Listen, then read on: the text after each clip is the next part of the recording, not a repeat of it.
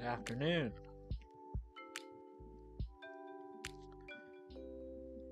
Here we go. What are we doing today?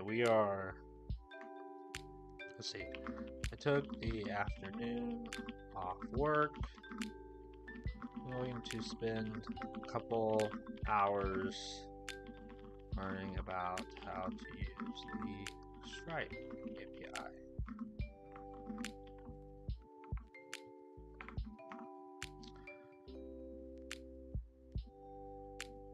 All right, here we go. Hello, Stefan. How are you, man? It's been a minute.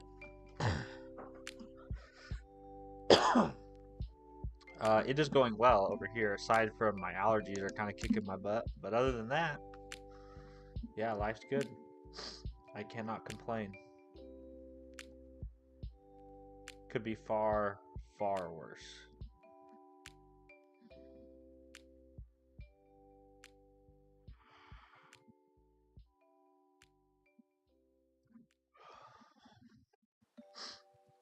Good, good. New angle again. I see. Oh yeah, we moved. I don't think you haven't been here, have you?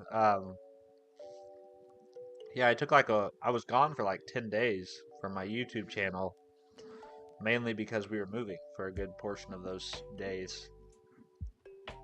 But that's why the angle looks different, why the background looks maybe a little different. It's because we moved. What's up, Wilo Gamer? Good to see you. And Keat, good to see you as well. How are you doing? Hope you guys are doing good. I'm just getting started here. Hello, MD. How are you? Good to see you again.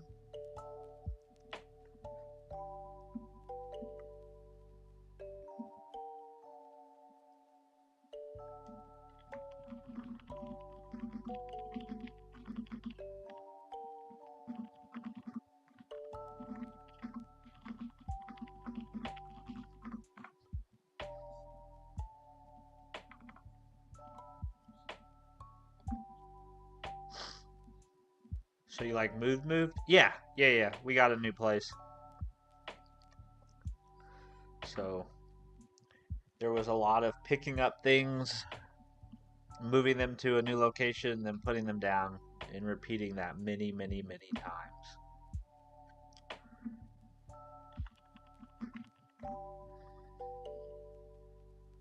Which is never fun. I mean, it's fun to have a new place. It's just not fun to do all the moving to get to the new place. And Key, great. Today was a hectic day. Finally fixed and protected the servers from Iranian attack. Wow. That sounds like it was a very hectic day. So like you woke up and wherever you work, your servers were under attack? Well, then we need a house tour. Probably not.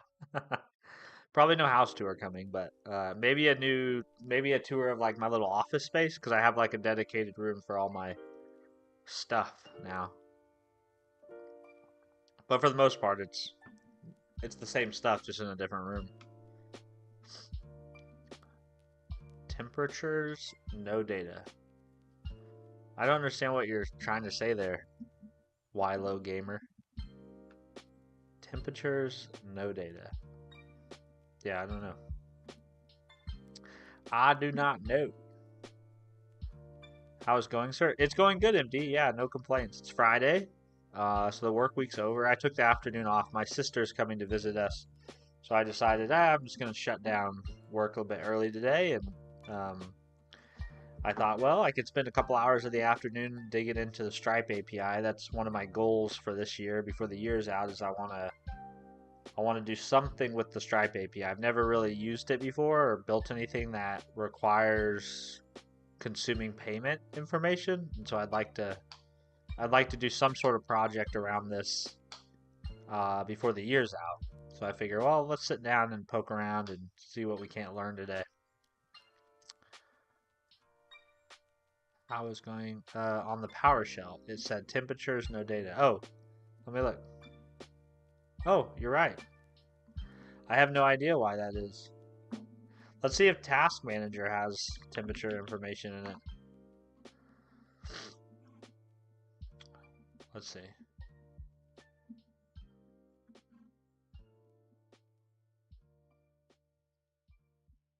Do I see temperature data in here? Where do I see temperature data in Task Manager? I thought that was reported somewhere. Maybe I just made that up.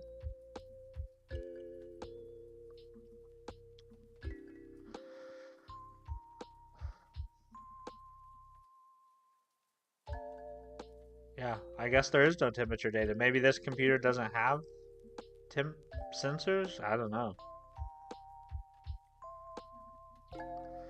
I have no idea, but good eye. Good eye.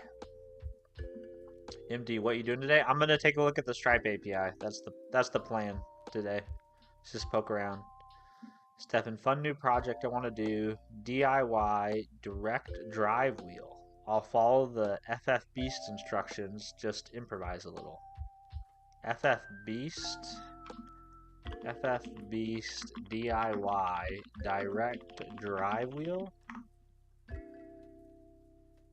This project is all about building a DIY direct FFB wheel based on I have no idea what this is.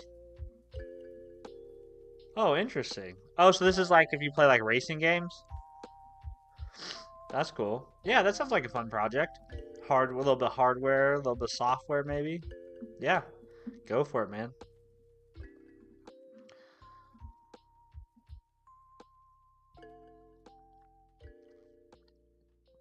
Wolfie, hey, what's the topic right now? The topic is just talking to you guys, and then I'm gonna start going through this like getting started. I guess I'll go through one of these development quick starts for the Stripe API and just go from there. Let's see. Yeah, CEO was on live news today. 80,000 mails sent. Lots of damage happened, but finally fixed. Do you any good cyber person who can attack on our site for bounty? I don't know anybody like that, but that's crazy that that's what your day involved. That's wild. I'm glad you guys got it fixed though. That's wonderful. Stefan, a lot cheaper than paying $500 just for a base. Yeah, yeah. I would DIY it myself too. Uh, Although I guess if you're like that serious about racing games, you probably don't mind spending a lot of money on a really sweet setup. But yeah, not for me.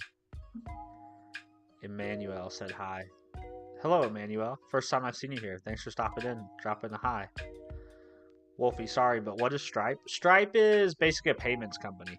Um, like they're pretty big in like the developer ecosystem because they make it really easy to basically integrate their payment system into your whatever thing that you're building. So I'm sure there's other solutions like this, but Stripe is the one I've heard the most about and seen the most people use. So that's the one I want to learn. Stefan for Simmer. Yeah, okay, I figured that out. Shawazi Ali said hi. Hello, Shawaz. I think that's how you say your name, Shawaz. I apologize if I mispronounce it. Wolfie, in my defense, I am an AI developer and I only know HTML and a little JavaScript. Hold on, what? Hold on. What, Wolfie? You're an AI developer, but you only know HTML and JavaScript. Also, what does it mean to be a AI developer? Does that mean like you use AI to build stuff? Or does that mean you build with AI? What does that mean?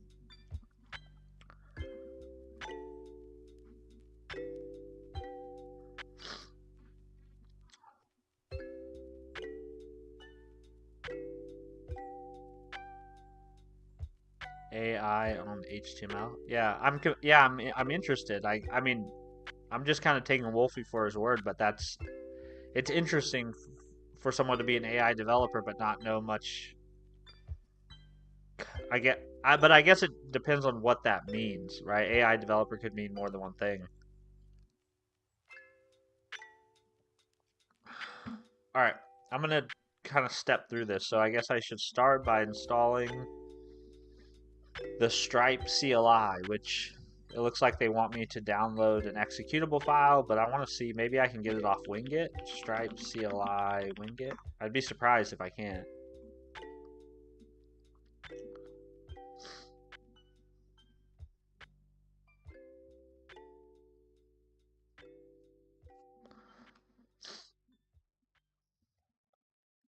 Here we go. Pop over here, open a new tab.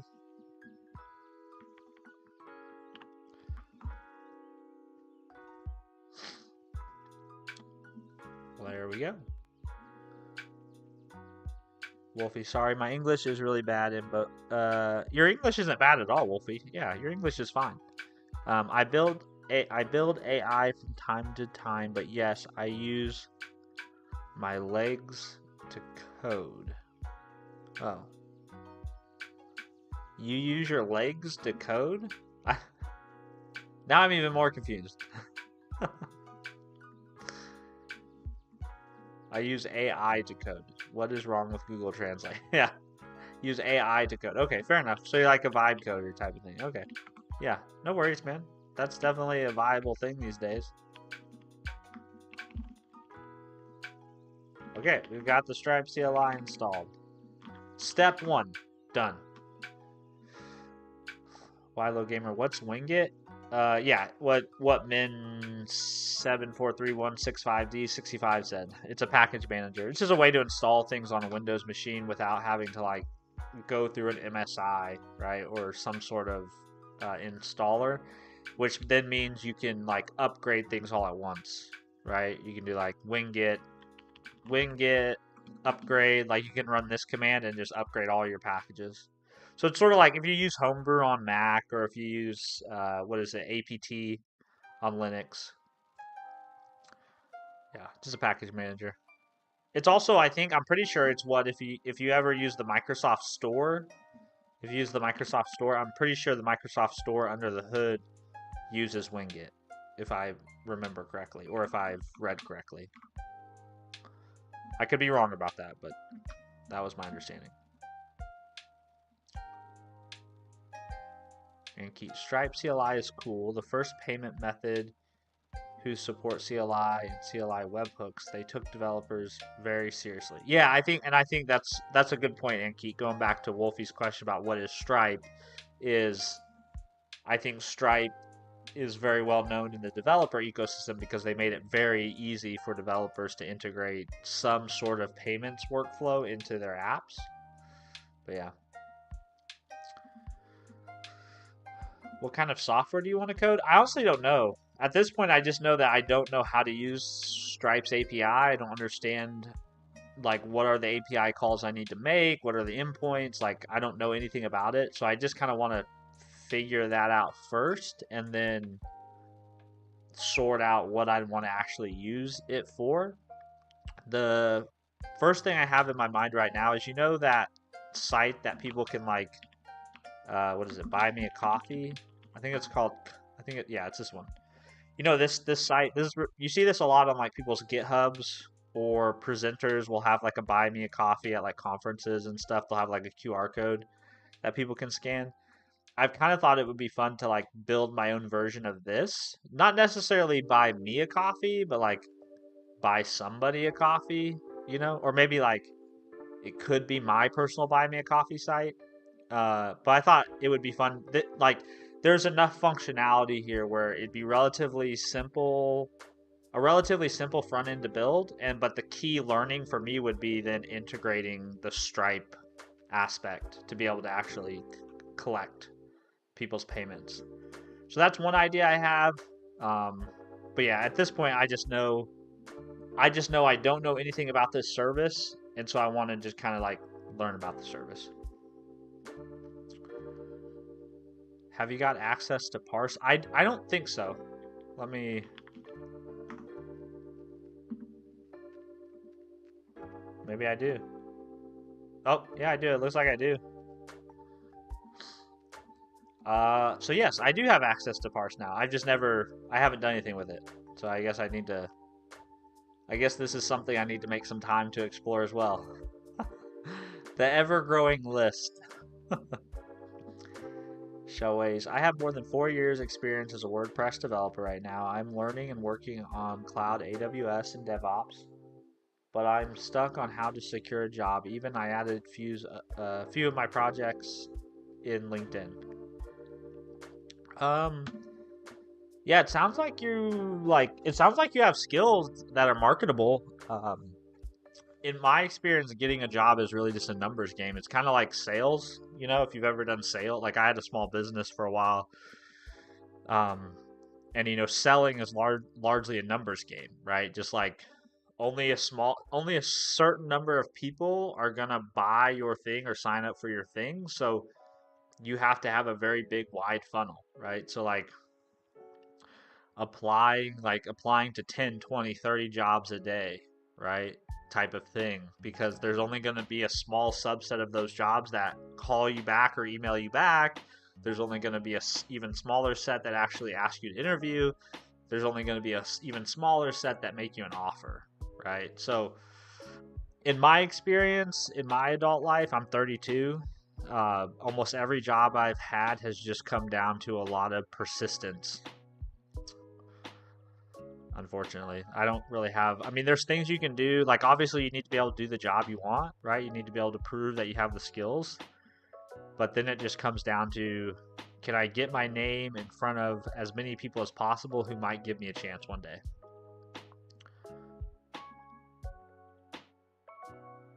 Unigit, it's a GUI for Winget. I've never heard of that. That's pretty cool.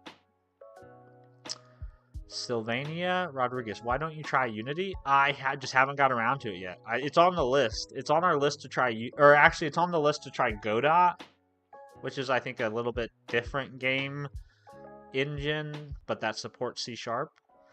Yeah, I haven't ever done it, and I don't have a huge interest in game development. That's just never been like, it's never like I've never sat down and thought, man, I want to build a video game. Just has never grabbed me. So you basically want to code a tip/donation software. I imagine that's difficult because people will only enter their credit card details if the software is secure. Yeah, so I think that's an interesting challenge, right? I think that's part of learning, Wolfie, right? Like I don't have any intention of people like necessarily using the site, but building it so that I understand how you go about implementing payments in an application. That's the point, Wolfie. That's the whole goal. But yeah, good point. Let's see, what's Parse? So Parse was a website that Stefan sent me a while back, but basically you can essentially give it any URL, and then you give it a prompt, and it will return the data from that URL in a structured format, which is kind of cool. Exactly what Stefan just said. Stefan described it better than I could. Sylvania, Unity is a game engine that uses C# for programming. So I knew that. I don't know, did somebody else ask what Unity is? I knew that. I'm not into game development. That's just not my thing.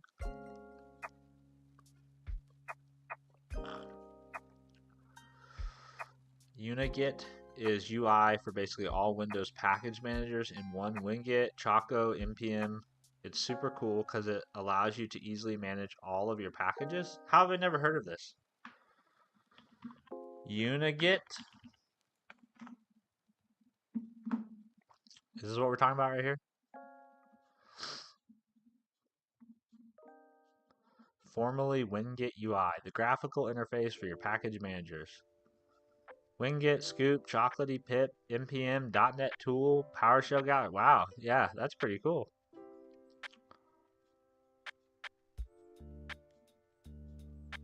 See, overview. What's it look like? Yeah, I'll have to take this for a spin. It supports a lot of package managers. Although I don't use, let's see, I use Winget mostly. I've used Scoop and Choco a couple times. Obviously, I use npm, but I don't really use npm to install many global packages. Pip, same thing. I don't really install global packages with Pip. That's usually all in a virtual environment. .NET tool. I do use global tools in .NET, and then I do have some PowerShell. Um, what do you call them? PowerShell modules that I use. So yeah, and then I've used Cargo a little bit when I was trying to learn Rust, but not much. But yeah, thanks for the recommendation. This is super cool. I didn't know this existed. You guys have been on quite a roll introducing me to cool things lately, so thank you very much.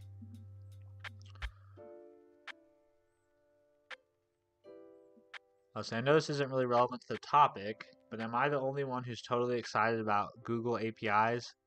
I mean, hardly know any company that offers so many free tokens.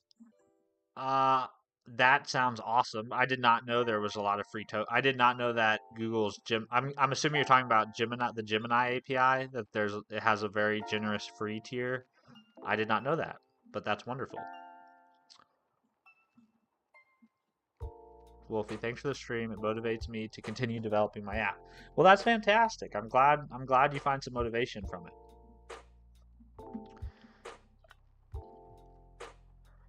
Right now, my life in Rust is like I write 100 lines of code and the compiler gives me 512 lines of errors. But I hear that Rust's compiler gives you very helpful errors, so that's a huge plus.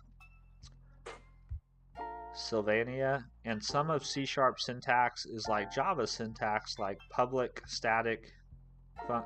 So, Sylvania, are you new here? You know that I write C#, right? I'm not a Java dev. I've never written any Java. I've only ever written, well, yeah, of those two languages, I've only ever written C#. Wolfie, I like NPM mainly because of Expo. I love Expo. It's so easy, much easier than Kotlin or Java. Expo is the thing that makes publishing mobile apps pretty easy, right? People have recommended Expo to me, but I've never done any mobile development, so it sounds like you've done a lot more than I have. I did a WASM password manager in Rust. It was so low fun. Min, I've seen you type solo a couple times. Is that is that like some sort of slang term? Some internet slang term I don't know? It was solo fun, but it took so long. Is C# nicer than Java? I don't know. I like C#. I've never written any Java, so I hate to pass any substance or any substantive. I would hate to pass any meaningful opinion or provide any meaningful opinion on Java, having never used it. You have something against Java devs? No, not at all. It's because I've entered in a C# live.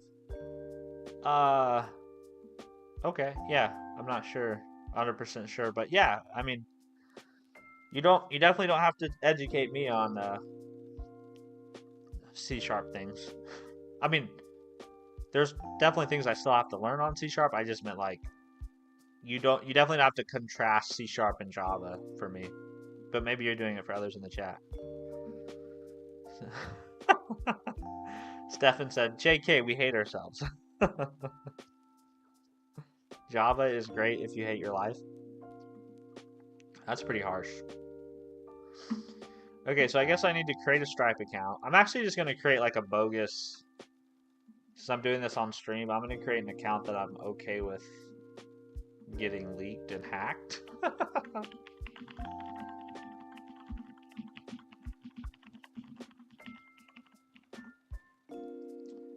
Let's see.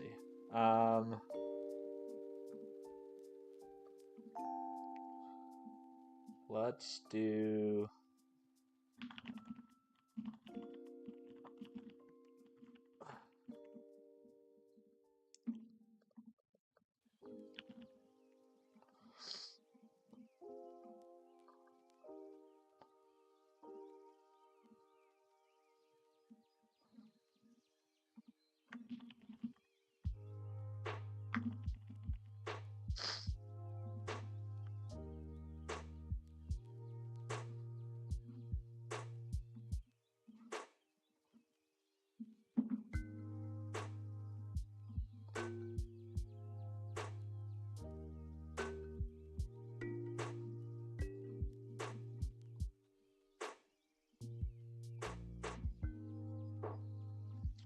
I'm setting up a Stripe account. That's why but I'm doing it off screen just because I don't know what I don't know.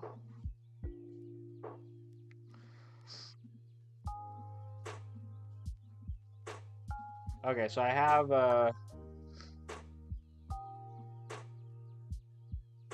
an account now. I have a Stripe account. Looks like I have some API keys there. But now it wants me to log into the CLI. So log in and authenticate your Stripe user account to generate a set of restricted keys. I guess I should probably do this off screen as well.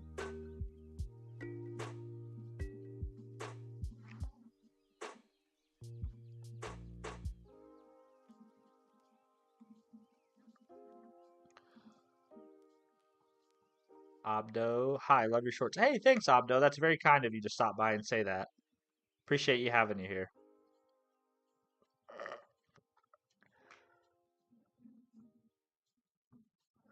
I only program in JavaScript and have only coded mobile apps with Expo today. I'm currently programming an AI-powered calendar. That sounds like a fun project. We've got Java devs, we've got JavaScript devs, we've got Rust devs. We got a smorgasbord. Have you ever heard of Supabase? I have heard of Supabase. I think the software is really cool, especially because it's open source. So yeah, Supabase is very cool. All those backend as a service. If you like Supabase, you should also check out. There's a service called Convex that's very similar, but yeah, it's also very cool. Rakesh, hello Rakesh, how are you? Maybe it would be an idea not to show us your API keys. Yeah, I'm gonna try to not show the API keys, but if I do, it's no big deal because it's just a throwaway Stripe account at this point. Why didn't you respond me? I did, Sylvania. Yeah, I responded to you. Started with C++. Now I'm working with Python, and it's another world. Yeah, going from C++ to Python, I would imagine, is quite a big difference in experience. Hello, Mohammed. Thanks for stopping in. Hope you're doing well. Let's see. Dan says, "What kind of dev should one become for employment in this day and age?" Don't say Java. Ramin, hello. Good morning. Let's see. What kind of dev should one become for employment in this day and age? I think you should try to be the type of developer that you want to be, that you have interest to be. Um, I don't think we're at a place where there's no need for a certain type of dev. I think if you want to be a web dev, you can get a job as a web dev. You want to be an embedded systems person, you can probably find a job doing that. I think you should pursue the field you want to work in because if you want to do it, you'll likely be good at it. You'll invest the time and effort to develop skills that are worth being employed for.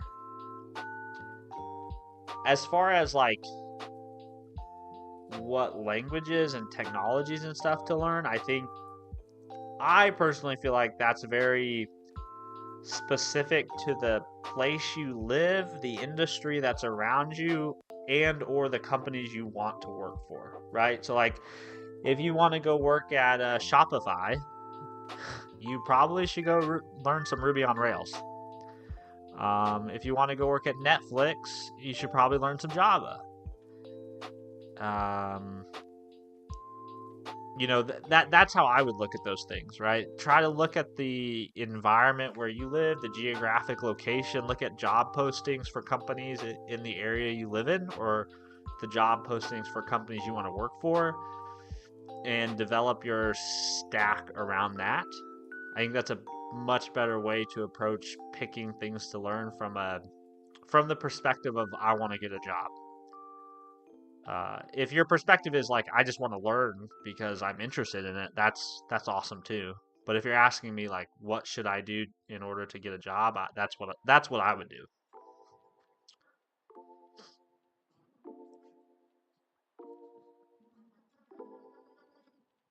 Game dev is a special kind of hell. Yeah, that industry seems pretty cutthroat. Seems like if you're going to be a game developer, you kind of have to get used to intermittent layoffs and being unemployed for periods of time and prepare, like financially prepare yourself for this.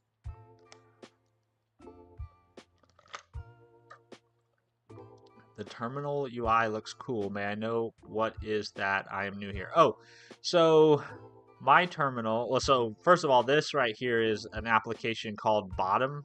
Let me see if I can find the link for it real quick. There we go.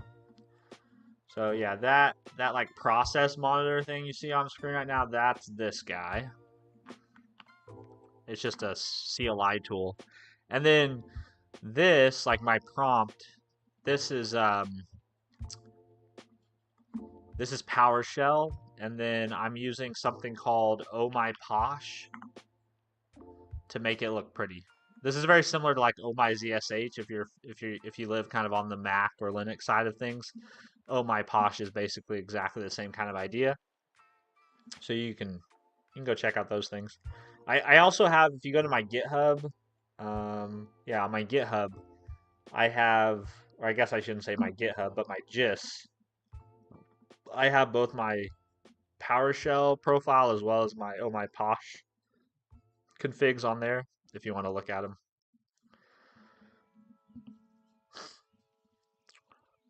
What do you think are the jobs that are AI resistant or future proof?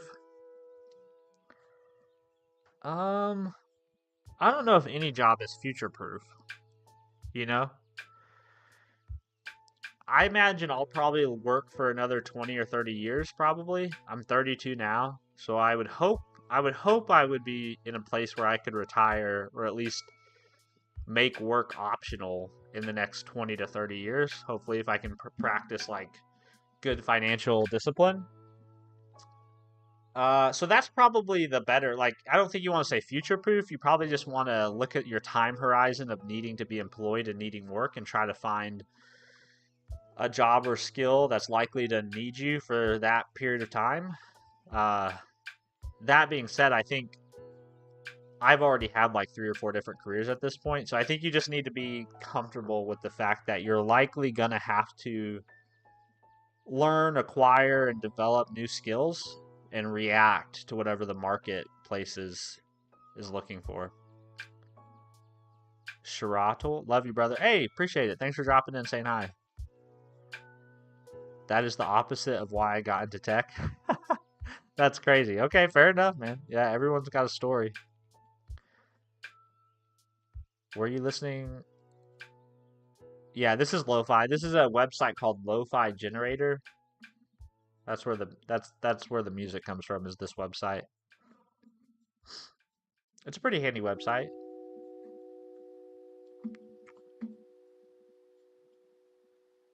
Stefan, anything to do with hardware? I think that's pretty good advice, right? Hardware's not going away. I mean, it's kind of like being a mechanical engineer or civil engineer, right? Like those are trades and skills that, humans are always going to need. Like being a mortician. AI is not replacing those things. Professional procrastinator is definitely AI proof. For sure it is. The dealing with layoffs is the context behind what I said. Yeah, I feel like if you're I don't know very many I don't know any game devs really, like personally. And I've never worked in that industry, but like from what I read in the news, like in the headlines, it looks like if you're in the game industry, you have to be prepared for like pretty volatile like swings in employment opportunities, which as long as you save and prepare financially, right? Like you have money in the bank to ride out those storms, maybe it wouldn't be so bad.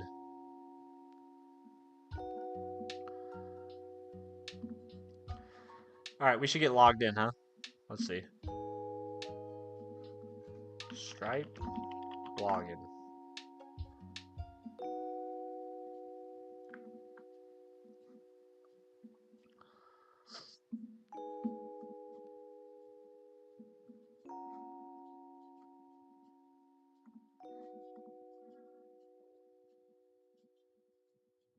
All All right, we are authenticated. All right, be right back. I gotta go blow my nose. My allergies are kicking my butt. I'm gonna mute myself. When I come back, remind me that I'm muted. I'm gonna turn up the volume just a little bit here. All right, I'll be right back. Let's see. Be right back. Talks amongst yourselves.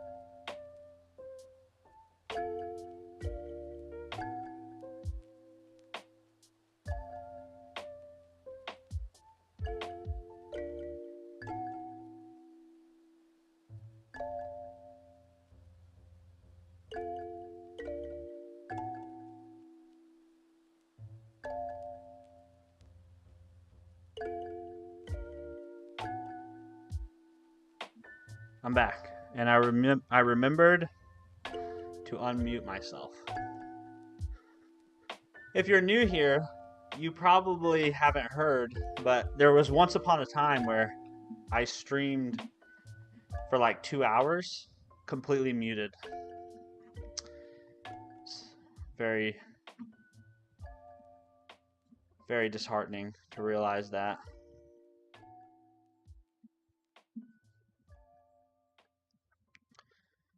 Stefan, I switched to Vivaldi the other day, still waiting on Ladybird, and I can say that it's better than I remembered. Is Vivaldi a browser? I've never heard of that.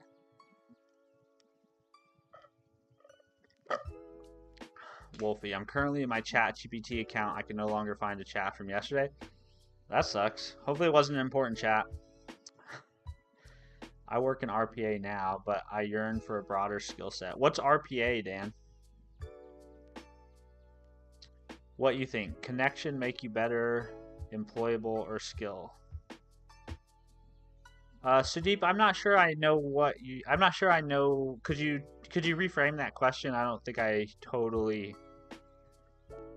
understood.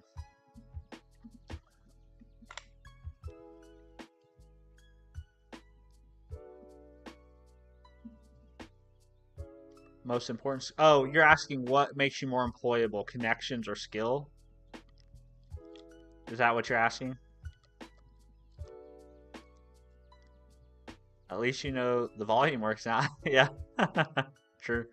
Let's see, robotic process automation, UiPath, automation anywhere, Power Automate. Oh, okay, yeah, I'm familiar with UiPath and Power Automate. That sounds like a pretty fun career. Very cool. I've never used UiPath. I've used Power Automate, but I've never used UiPath. Going back to the question about what makes you more employable, connection or skill. I don't think you can say like one way or the other. I will say that I would be willing to bet someone who is very well connected, that has a very deep and wide network, is probably going to be far more successful than somebody who just focuses on skill alone. That's who I would put my money on, and largely because I believe skills are something that can be acquired, they can be refined, they can be improved and gained over time. So if you're somebody who has a very deep and wide network, and you have a lot of people that you know, and those people know you and will co-sign for you and give you opportunities to acquire skills or to gain skills, I think that's a far better position to be in than somebody who just has a very deep skill set but has no connections, has no real professional or personal network. That's just my take on it.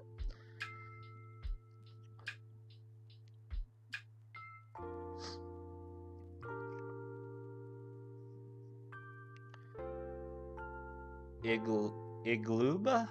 Iglobal? Hello? I don't know if I'm saying your username right, but Iglubal? Hello, how are you? Dan, you can improve your skills immediately if you double tap your screen. Thanks, Dan. Yeah, everyone. You'll be a better programmer if you double tap your screen.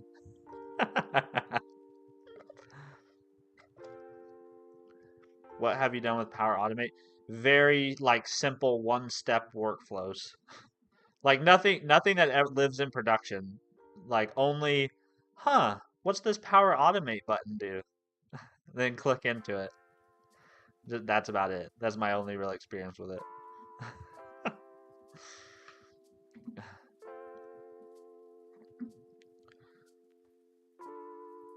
It's funny, but it's kind of funny though because the software that my company makes is it's I guess you wouldn't classify as like robotic process automation. I guess we typically refer to it as like business process automation.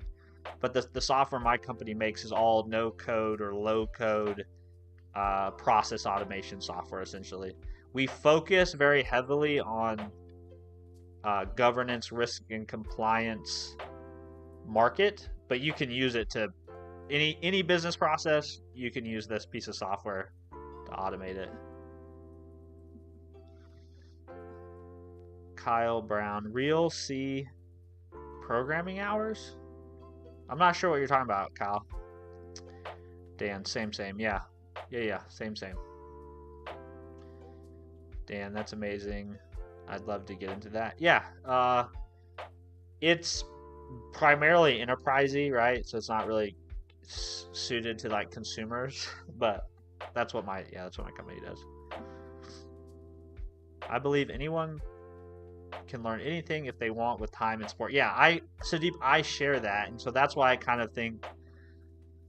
That's why personally I kind of think, hey, you should definitely invest time into building skills, but you should not ignore building a rich and deep professional and personal network because that largely, I think 9 times out of 10, your personal and professional network is what you're going to leverage to actually have a very successful, rich life, in my opinion. I would love to get into that area of programming. That sound like an awesome job. You mean real like C programming? Is that what you're talking about?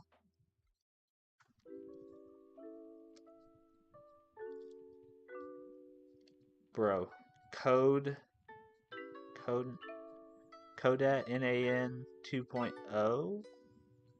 I've heard of NAN. I don't think I've heard of Codet. Abhimanu, like your vibe. I appreciate that. And if you didn't like my vibe, that's fine too. Dan, so what languages do you use for that? C sharp? I'm guessing you're talking about uh, the software that my company builds, like what the tech stack is there. Uh, Full disclosure, my company has nothing to do with my stream. Those are completely separate things. So everything I say here is not reflective of my employer or anything like that. But yeah, we're primarily working C sharp. I think he was referencing what your company does, building low code automation. Oh yeah. I mean, the company I work for, they've existed since like 2011 or so. It's like, I mean, this all of this stuff, everything that exists there predates my tenure even with the company, but that's what the software is, right? The software is sold to help people automate their business processes. Mohammed, you use Linux? I do, but only really for like hosting. So I have WSL on my machine locally that I can use, which is great. Whenever I need to go into Linuxy world, and then I do have some Linuxy. I do have some Ubuntu servers that I deploy things to, but I don't really use Linux as like a daily driver, so to speak. Sudeep, how you handle dumb person then in both professional and personal life? I try not to assume that people are dumb. I guess that's probably the first thing I do is I try to give people the benefit of the doubt.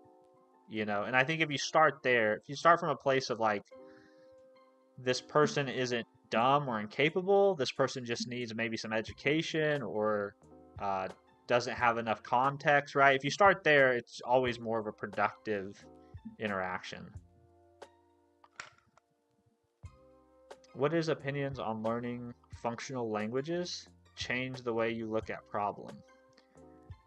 Uh, what did I say that? How did I say this? I think there's benefits to learning functional.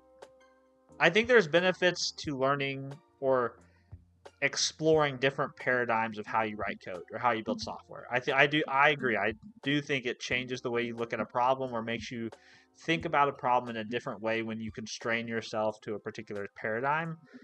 I don't necessarily though think that you need to go learn a functional language, right? Or that you need to learn an object oriented language. I think you should use the technology, use the paradigms that work for you and that you feel productive with. Albeit if your boss, if you're at work and your boss is like, no, we're writing JavaScript, we're only taking a functional approach, we don't use the class keyword, we're gonna treat everything as immutable, right? Like, or uh, or to your point, maybe you actually have to use a quote unquote functional language. Like, no, we're not going to use C sharp. We're going to use F sharp. And if someone is imposing those constraints on you, well, then you don't have an option. But if we're talking in the context of just like your abilities and your own personal individual skill set, I think learn the paradigm, use the paradigms, and learn the languages and technologies that you want to.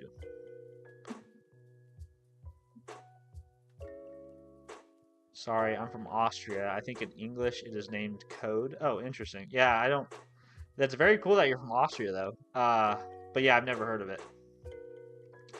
What's your opinion on C Sharp versus Java? Well, I've never written any Java, so I always am very like. I've read some Java, but I've never written any. My only real opinion on it on Java from that standpoint is like, oh, it looks like it could be very relatable to C Sharp. My opinion on C Sharp is awesome, and I think everyone should go and give C Sharp a try, especially if you're somebody who writes TypeScript and you think you really like TypeScript. If you're like, yeah, man, I love TypeScript, you should go try C Sharp. I think you'll enjoy it. Nice username. Learn AI now. I need to update 3,500 lines of code for my custom Stripe PHP code. You think it will be as easy as telling my IDE to use the Stripe documentation to update it? That would be an interesting experiment. I would be interested to see you try that. Maybe create a branch and turn GitHub Copilot loose on it. Be interesting. Make a video.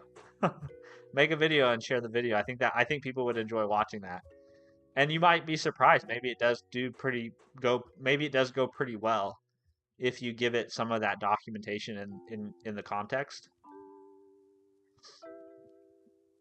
Chronix YT. Hello, Chronix. Good to see you. Stefan, got to go walk my dog. I guess you'll end the stream until I come back, so I guess I'll see you in the next one. See you, Stefan. I'll be here for a little bit. I'm probably gonna stream for a couple hours. So if you come back and I'm still here, please stop on in. But yeah, have a good walk. Reply memes. Yo, how you doing, man? I'm doing good. Good to see you. Mohammed, use Cache OS for day.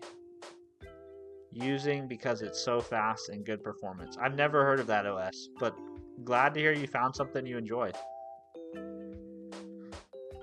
Dan Story, how would you know if you are competent enough in C Sharp? I feel like a good measure of competency in any programming language is if you can solve a problem that someone, like, you have a problem and you feel, if somebody says, hey, I need you to build this, and you feel confident that, oh, I can write that in C Sharp, right? I think that's a good check to be like, I'm pretty competent in this language, because I think for me, I feel very competent in C Sharp and TypeScript, or TypeScript / JavaScript. But if someone was to ask me like, hey, I need you to build a CLI that does XYZ thing. I know a little bit of Go, but I know right away I feel way more confident that I could implement it in C sharp than I could in Go, right?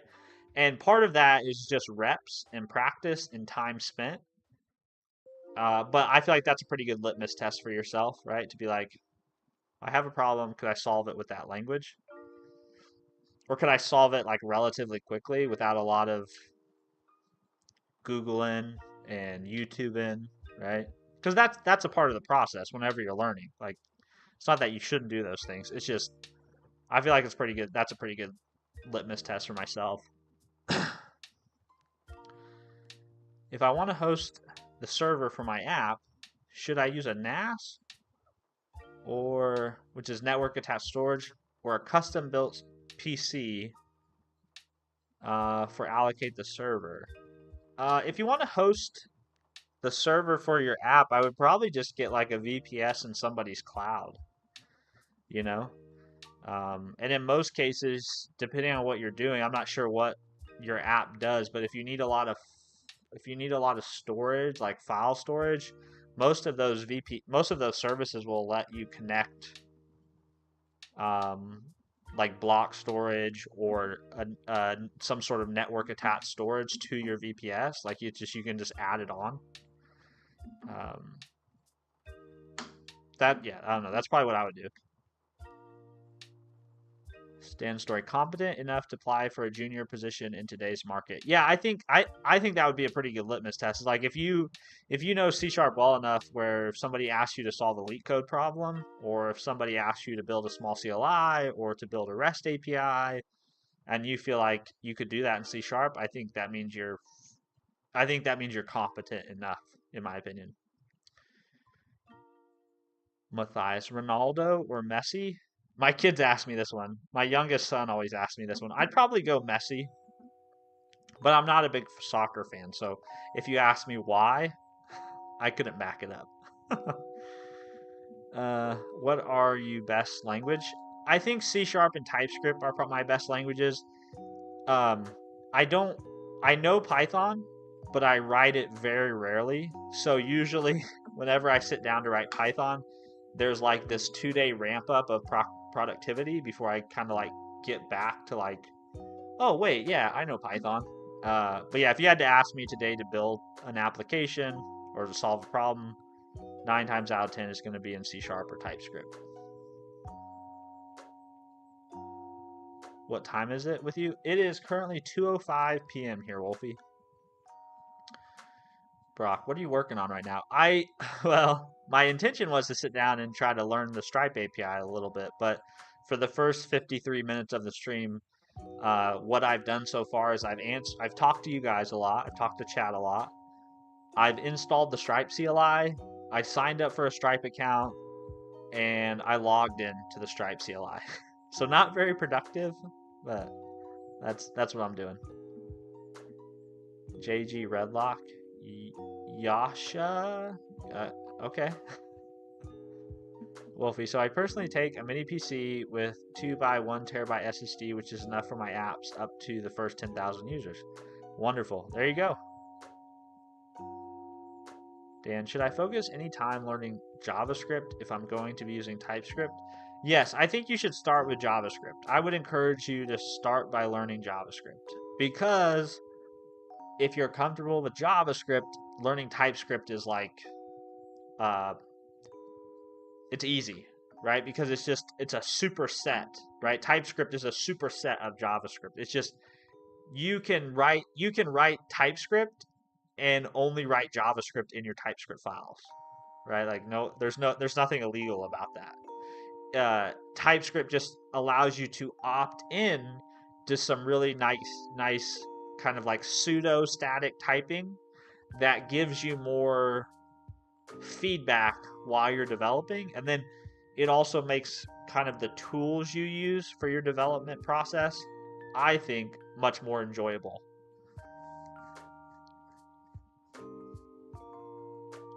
Would I have learned JS by learning TS? Yes, you would have.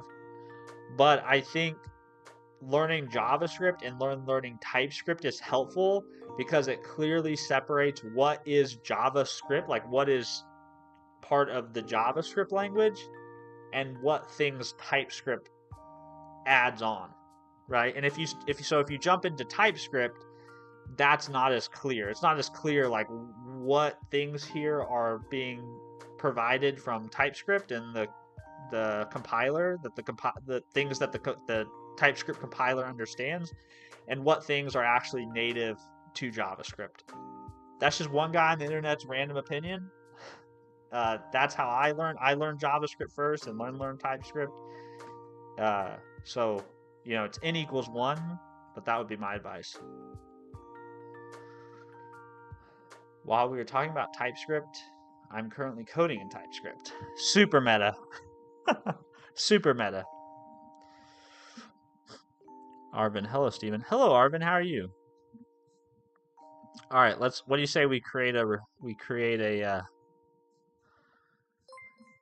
Dan, you're doing God's work. Thank you for your time. Well, Dan, that is super kind, man. You did not have to drop a super chat, but I appreciate you very much. Dan, what do I say back to Dan? I say, Dan, this is not necessary, but so kind of you.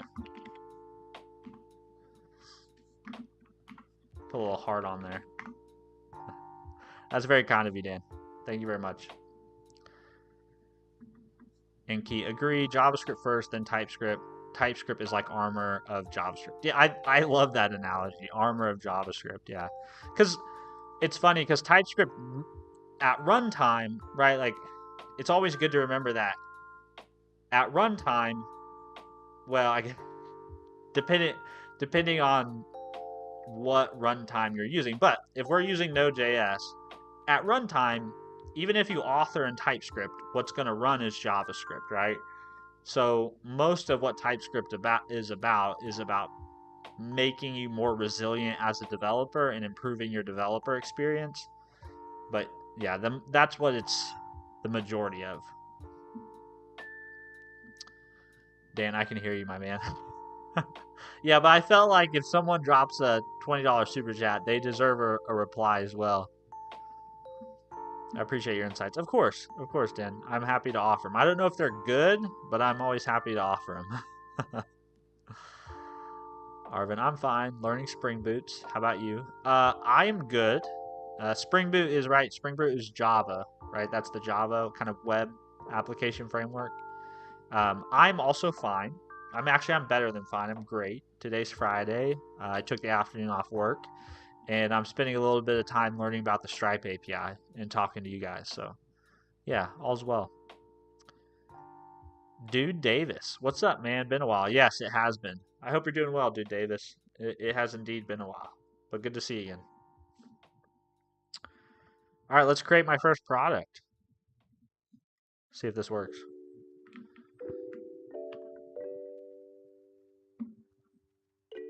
Oh, shoot. Of course, I'm in. I have to convert this to PowerShell multi-line.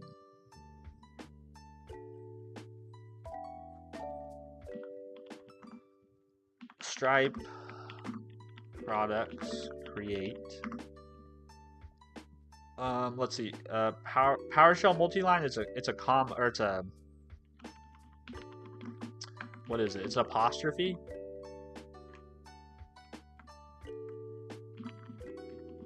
I can never remember. Yeah, backtick. It's a backtick. So we do this. New line. And then we say -- name equals my first product. Because what else would you call it? And then another backtick. Description. Say created with the Stripe CLI. There we go. Looky there. We're just over here using the Stripe API. Actually, well, we're using the Stripe CLI, but I'm guessing under the hood that CLI calls the API. So if I look at my Stripe account, do I see that now?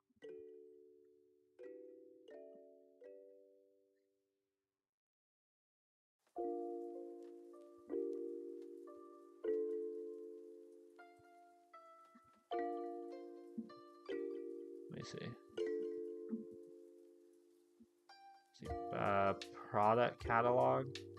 Yeah, see, so now I see it. Look, there we go. Product catalog. Look at me. Okay, so now we have to create a price, apparently, for this. We got too many windows going here.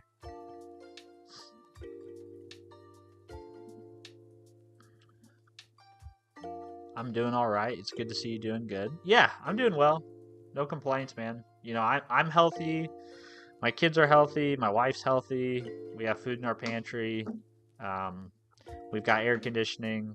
Like, it's all icing the cake.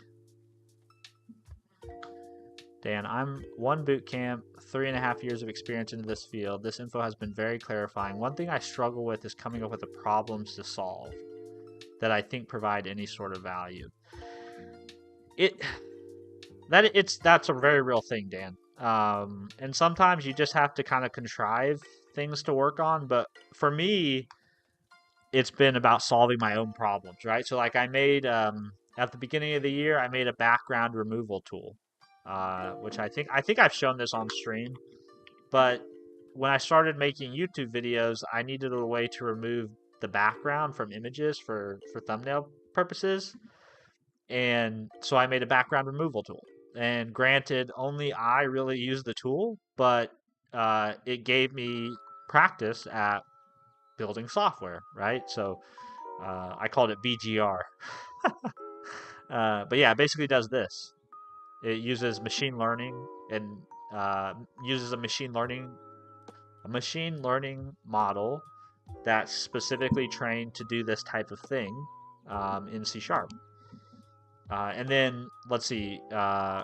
After that project, I made a project that generates alt text for images using an LLM. Then I just made that Stream Shorts project. So my approach, Dan, is personally to try to solve problems that I have. That's been my approach.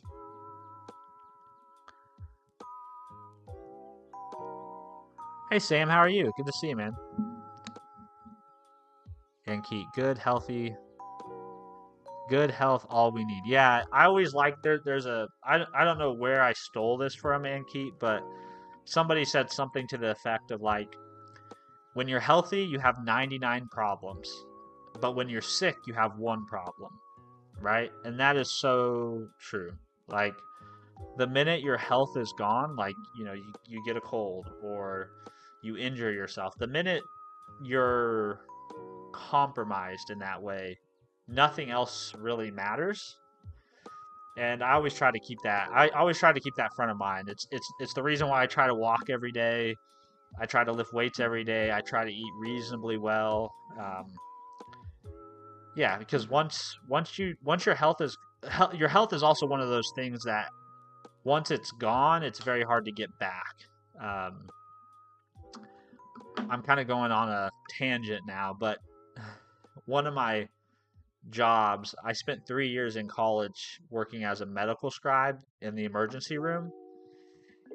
And that was a very eye-opening experience, very life-changing experience. But one thing I saw a lot is you would have older folks come into the ER with their families. And typically these older people would be suffering from some sort of chronic illness like coronary artery disease, some sort of vascular issue that was causing strokes. And it was always very sad because, you would ask these people, like, these people basically wanted to know how to make their family member better. And the truth is, to some extent, there wasn't a way to make them better. It was all just about managing the disease they had, right? The damage had already been done, so to speak. And your health is very insidious in that way. It's not that smoking one cigarette kills you. It's that the choice of smoking the cigarette every day slowly over time kills you. The same thing with eating poorly or lack of exercise. Not doing that or doing that one time is not going to hurt you, but it eventually adds up, and then you're kind of fucked. So yeah, your health should be a priority. Wolfie, he wanted to learn programming, but now it has somehow become a therapy session. That's how all my streams go. Or at least that's how it feels. Feels like I always sit down with the best of intention to be very productive, and then I just run my mouth a lot. But here's the thing is like if you're really concerned with being very productive, you probably shouldn't be streaming. You know? Like uh part of streaming is interacting with you guys. So be it. Okay, so now what it wants me to do is basically this is I think this is kind of an interesting thing, right? So I have a product, right? So Stripe's API basically has a product, and then there's also a price. So kind of again like building this mental model of how their API works. So prices are separate from products and can be related to one another. So let's create a price. Oh shit, I should have kept that product ID, shouldn't I? I bet I can get it from the GUI. Yeah, there's the product ID. So that's our product ID. We'll put that in the terminal just for reference. And where did my documentation go here? Okay, so now we need to do... Dan, I was made of magic and rubber until a spinal cord injury. It's been pretty challenging to overcome that while keeping up with the day-to-day and build a career. Dude, that's impressive that you've been able to keep up with the day-to-day and build a career even with the spinal cord injury. I'm sorry that happened to you. But yeah, I mean, that's a great example, right? I mean, that's another reason for me not to make up excuses, right? Because there's people like you out there who are dealing with things way more challenging than I'm dealing with. But I hope you're doing well. I hope you say it's challenging, but I'm hoping that it's not so challenging that it stands in the way of kind of living a good life. And Keith, yeah, health is super important and must be on top. Saying this is time to sleep. See you in next live. Goodbye. Good night. Bye. Stay healthy and happy. See you, Keith. Sleep well. Yeah, sleep is very important. And that's probably the one thing I do the worst of is taking care of my sleep. And it's probably one of the most beneficial things you can do for your health is take care of your sleep. Manage your weight and get lots of sleep. Those are probably, I would say those are probably two of the highest, those activities have the highest ROI, right? Manage your weight, get plenty of sleep.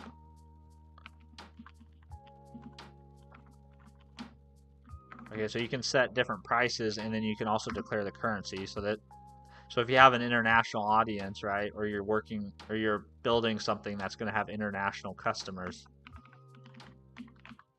it's nice that you can support that. Okay, then we have to give the product ID. So prod T2HNVWMYNZHWYQ. There we go. So now we have a price and we have a product, and that product has a price now. So I'm guessing if I go in here, so this is my products page. I'm guessing there's going to be something in that pricing field now. Yeah, $30. Okay, cool. All right. We're making progress here. Although we haven't even got to the point of actually... Okay, so now what it wants me to do is it says install the .NET server-side SDK. Use the .NET Core command line to create a new project from the command line. After you install the library is automatically added as a dependency in your project file. Run your first SDK request.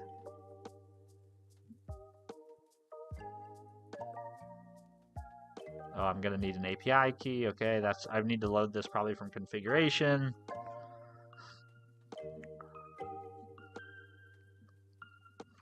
Keyshawn, I'm starting data structures and algorithms. Anyone want to learn together? Find me on Discord of this channel. Oh, that's wonderful. Yeah, share your progress. We have that coding channel in the Discord, which if anybody wants to join the Discord, just go to discord.stephenfreeborn.com, and that'll take you to the right invite link. Stucks. I never got a notification. What the fuck? I guess YouTube dropped the ball on you. How are you? How are you? I'm great. What you doing? Oh no, Stripe. Yeah, we're looking at Stripe, the Stripe API, because I had some goals at the beginning of this year of things that I wanted to kind of accomplish from a programming or coding perspective, like things I. Nice guy, thank you for subscribing. And so Stripe was one of them because I'd never built anything that involved payments. You know, like I feel like there's some basic things you should know how to do, like you should know how to set up a login, like an identity system, right, for your applications. And I feel like along with that, you should also understand how to integrate payments into your app, right? Most apps you're going to build or SaaS things you want to build, you have to be able to collect payments from people, right? If you want to make a business out of it. So I feel like that was a big glaring hole in my knowledge, my software engineering knowledge. So I'm trying to close that gap today. A little bit. I'm trying to close it a little bit today. Stucks. How does @destroy109 have 1,000 plus? I have no idea. Oh, is that Dan's username? Destroy109? I didn't know that. It's probably because he gave a $20 super chat earlier, which was pretty awesome. But yeah, that's probably why. Which I don't really understand the whole YouTube XP thing. That's relatively new, I feel like. But we appreciate Dan and his super chat very much. Although it's never expected nor necessary. But it is appreciated. All right, so this is going to be a perfect opportunity too to use the new Visual Studio Insider build. So let's fire it up. We installed this yesterday on stream. This is actually what we did yesterday. Okay, so what do we want to do? We want to create a new project. Oh, I should probably make this bigger, shouldn't I? I think I set my well, actually no, I'm not going to do that. I'm not going to do that. I'm not going to make it. I'll make the stuff in Visual Studio bigger, but I'm not going to make my whole display bigger. So create a new project. We'll just create a console app. What do you want to call this? Let's call this let's create a new place.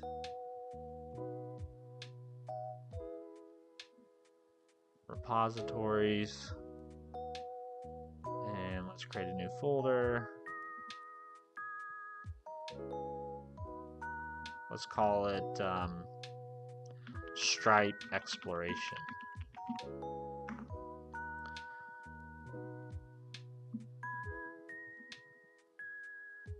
Place solution and project in the same directory. Yeah, that's fine. And let's call this Stripe Exploration.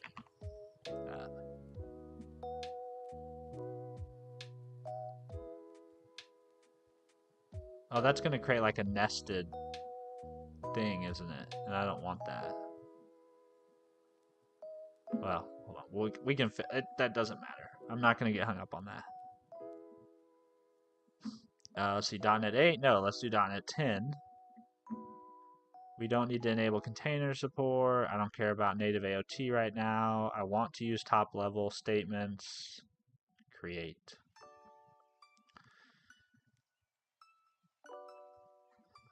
Here we go. Okay, now we can make this bigger, right? How do we make this bigger? There we go.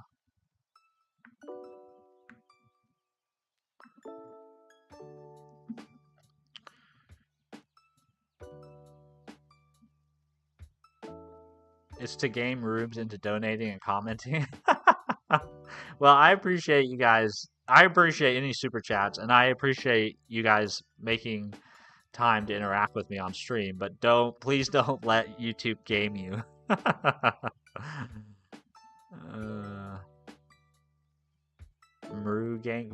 hello, Murugank Vora. Hello, good to see you. I haven't seen you before here. Let's see, finally finished the website for the school project. Now I have to make the product. Well, that's fun. Dan's in the middle of testing. I love my testers, my fellow people who practice good QA. I love that.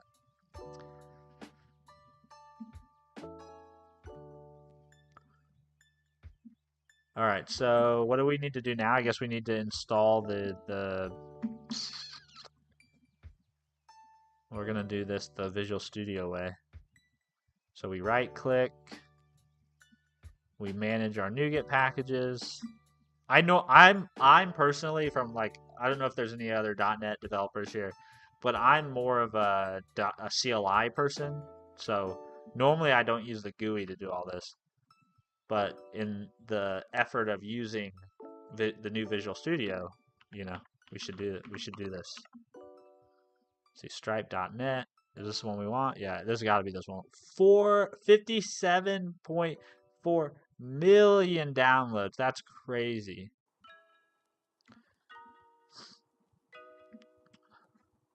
Let's see. Apply, yes. Why is this complaining?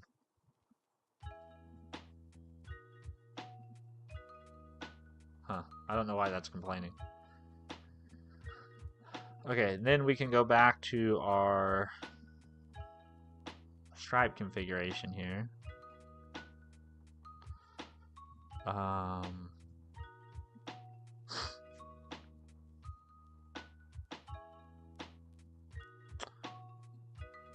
I guess I can just copy and paste this. Hey, Tess, thanks for subscribing. Nice username. Just Test. Keep it real simple.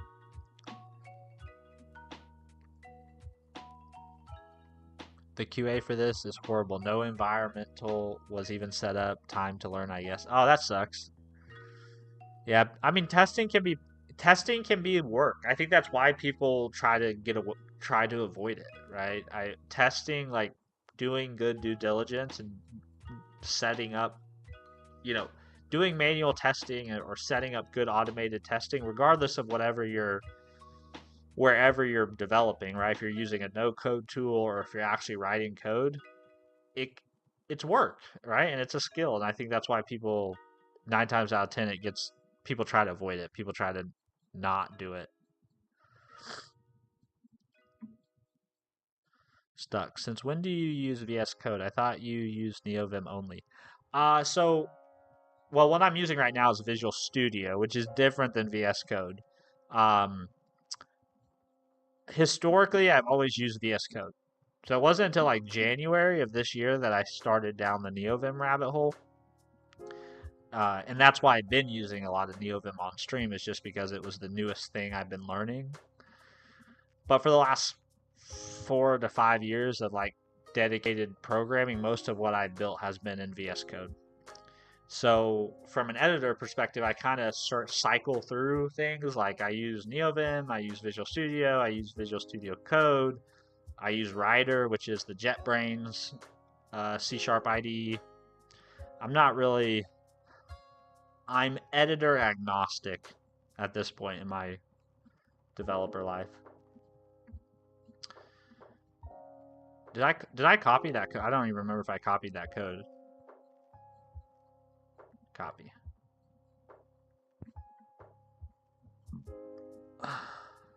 And paste. Although we don't need all this.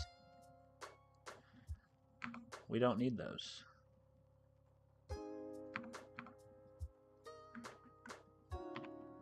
Whoops. Control Z. I want to format this. What's the shortcut to format things in Visual Studio? The joys of working in something you're not familiar with. Okay. So what's this code doing here? That's the other thing we need to look at here. So what's this code doing? So we obviously have, okay, so this is some sort of static member. Let's actually try to build this too, build solution. The current Visual Studio version does not support targeting .NET 10. Either target .NET 9 or lower, or use Visual Studio. Oh, interesting. So you can't use the newest Visual Studio with the newest .NET? Interesting. Very, very interesting. Okay. So let's see. View, Solution Explorer. We'll change this. We'll change our target to 9. We'll save that, and now we'll build. Build solution. It builds. Wonderful. Get rid of the unnecessary using. All right, so Stripe configuration is a static member. You assign your API key to it. This seems kind of hacky, but I guess this is the way you do it. And then I guess when you make a new product service, so it looks like the Stripe API gives you a bunch of different services in the .NET SDK. This one is the product service. This service has, it looks like this service probably has like basic CRUD operations that hang off of it. So we have create, and then we have create, delete, we have get, we have list, probably the page, we have search. Yeah, so we just have like the basic API operations on this thing, and we have their asynchronous members. And I'm guessing that exists for every object in their API, right? So I'm guessing if I do, also, why does it say service product? Wouldn't this variable, wouldn't it make more sense for this product to be named product service? But I bet if we do price service, there's probably an object called price service. Nice. Okay. I like it when SDKs are intuitive like that, you know? So that's nice. What does the definition of this look like? Is this have a, oh, so you have interfaces. They have interfaces. And looks like this, is this abstract? This is the other thing I look for in .NET world, is like, I want things to be testable. So I would like the price service to be something that in the future, if I was building a real application, that I could mock in order to test my application. So as long as this price service implements interfaces or implements an abstract class, I should be able to mock it. So let's go to the definition. Yeah, this is an abstract class. Okay, that's nice. Yeah, very cool. And basically, this service is basically a wrapper, right? It's basically a wrapper for the Stripe client, and probably handles all the boilerplatey code that you'd have to write yourself, right? That's the benefit of pulling in an SDK. Akil Lesh, I think that's how you say your name. Thanks for subbing. I appreciate it.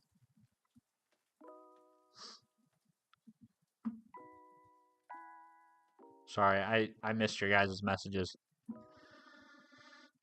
Let's see. Why build or do something if you aren't going to test it? Hey, I built this F1 car that uses rocket fuel. Should we test it? Nah, let's just do the cannonball run. Well, it's funny, Dan, because what you just described, yes, like in the context of an F1 car, no one would ever be like, yes, that makes sense. But replace that statement with software, and there's tons of people who are like, yeah, ship it. We'll test it in production. It's crazy. Wolfie, I have been using VS Code since I was a coder. My uncle is a programmer, and when I started programming, he told me to use it, and I'm still in the VS Code ecosystem today. Yeah, I think VS Code is a wonderful product. It's a wonderful product, and I am so impressed with the team behind VS Code. Like, I don't think that, I don't know if you guys are familiar with this, but in programming, there's this thing called the Gang of Four, right? These are the guys that wrote a lot of the design pattern. They wrote the design patterns book, essentially. Well, one of those Gang of Four runs the VS Code team, Eric Gamma, I think is how you say his name. So I'm just really impressed with the team who builds that product, and I'm impressed with the product they build. Wolfie, yay, free API key. Well, I don't think this is a functional API key. I mean, it might be. This is just from their docs.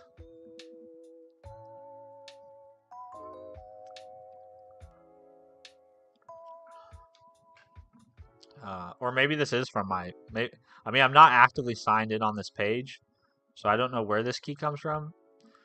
I'm not using my real Stripe account though, so if for some reason I leak a key on stream, I'll just delete the Stripe account. You should never hard code a key in your source code like this either. This is bad. Don't do this. Okay, so this is basically doing the same thing we did on the using the CLI, but doing this in .NET code. That's what this code is doing. Wonderful. Should we try to run this? Well, I guess we can find out if that key is actually live by just running this sample.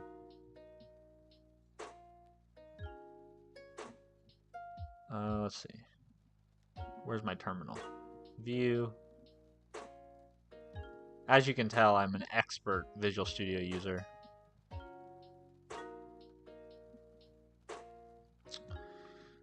.NET run.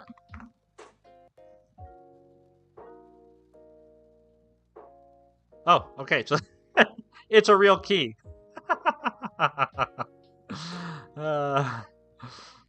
So I'll want to get rid of that key. That's hilarious. Yusuf, hi man, how are you? I'm good. How are you? Why did you change NeoVim, bro? I'm not switching away from NeoVim. I'm just trying out the new Visual Studio. They just announced this week that there's a new Visual Studio 2026 coming, and so they announced that there's an insider version of Visual Studio 2026 available. So we're giving that a try right now. Hey Clay, how are you?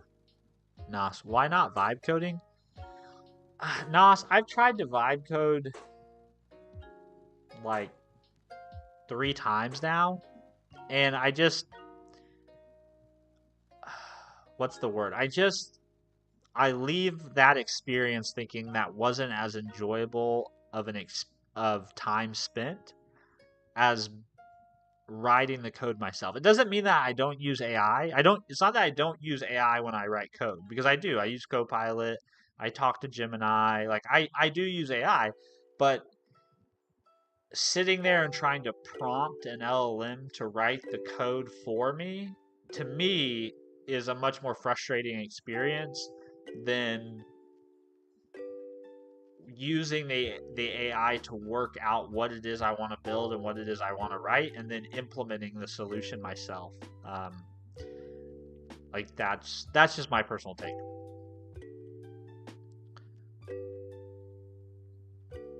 Wolfie, I don't know why, but I hate to code logins.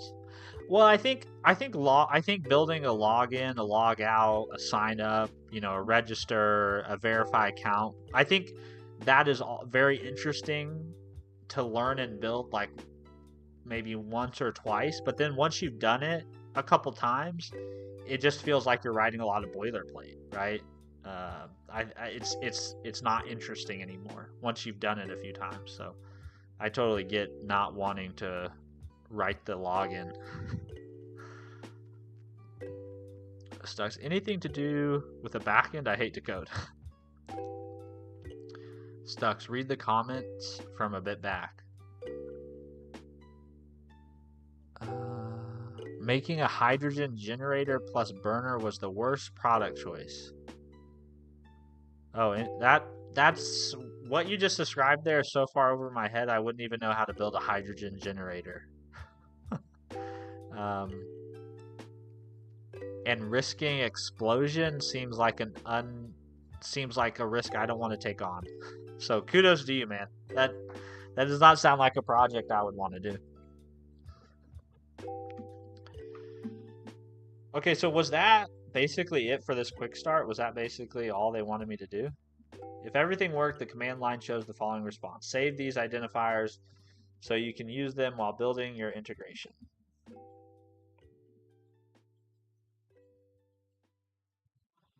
Let's see. This wraps up the quick start. See the links below for a few different ways to process a payment for the product you just created. Create a payment link. Pre-built checkout, custom. Learn how to embed a custom Stripe payment form in your website or application. Build a checkout form with elements to complete. Huh. So I guess this is like where you decide how you're going to take payment. Is that what this is? Let's see. Accept payment or sell subscriptions without building additional standalone websites or applications with payment links. Share the link as many times as you want on social media, in emails, or on your website. Huh. Okay. I didn't even know this was something Stripe offered.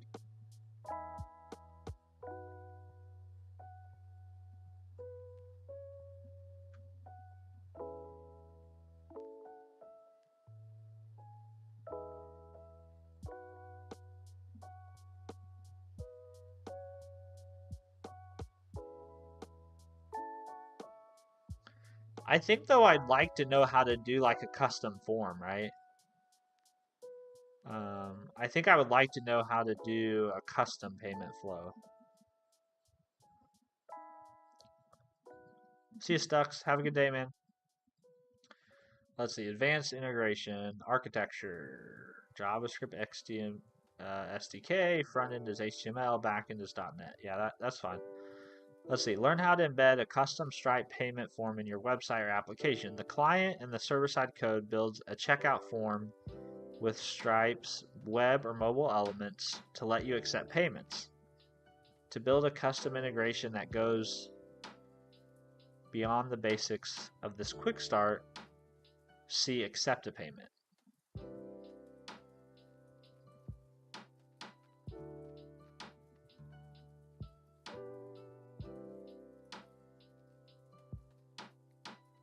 Oh wow, they let you just integrate it straight into VS Code. That's kind of cool. Let's see, set up the server, install the Stripe.NET library, create a payment intent. Add an endpoint on your server that creates a payment intent. A payment intent tracks the customer's payment lifecycle. Configure payment methods. Stripe enables cards and other common payment methods by default with dynamic payment methods. You can update and configure payment methods from the dashboard with no code required. Then you build a checkout page. Use stripe.js to remain PCI compliant. That's obviously important by ensuring that the payment details are sent directly to Stripe without hitting your server. That's a huge value add, right? Because like that, like dealing with people's actual payment details is like a whole thing. Don't include the script in a bundle or host it yourself. Wolfie, the good thing is that there's no school on the weekend. The bad thing is that you have to think about school again in 3 days. Yeah, lucky for me, my school days are over. I don't think I'll ever go back to school. I mean, if school was if I could go back and get another degree and it wasn't another 30 grand or 50 grand or whatever to get a master's or to get a PhD or whatever, I would definitely go back to school because I really do enjoy learning. I enjoy doing research. I enjoy all those activities. I just don't want to pay an arm and a leg to do it, you know?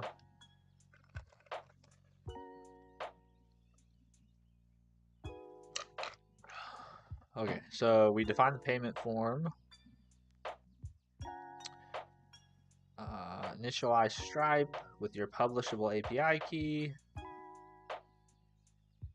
Immediately make a request to the endpoint on your server to create a new payment intent as soon as your checkout page loads. The client secret returned by your endpoint is used to complete the payment.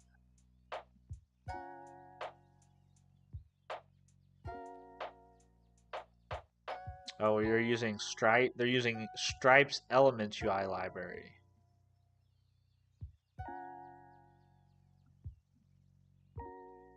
Can style it. That's what this is, I guess. Up here, this is the Stripe payments element, is this.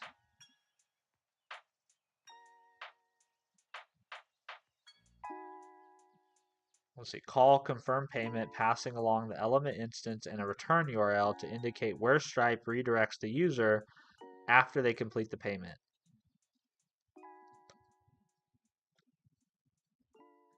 For payments that require authentication, Stripe displays a modal.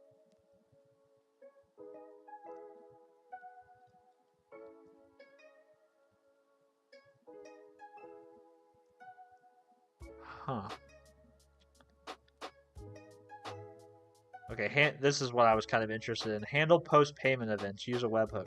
Stripe sends multiple events during the payment process after the payment is complete. Create an event destination for a webhook endpoint to receive those events and run actions, such as sending an order confirmation email to your customer, logging the sale in a database, or starting a shipping workflow.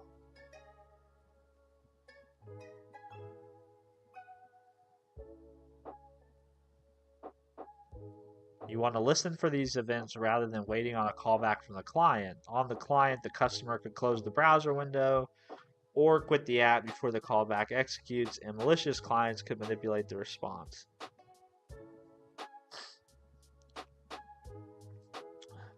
Okay, this is quite I mean, there's quite a few things here. I don't think it's as complex though as my brain is thinking it is, but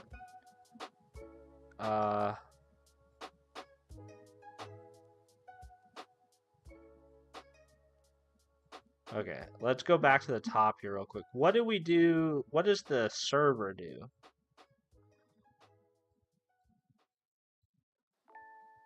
Looks like the server is just... Oh, the server creates the pay. Okay, so the server has an endpoint to create the payment intent, which the front end calls.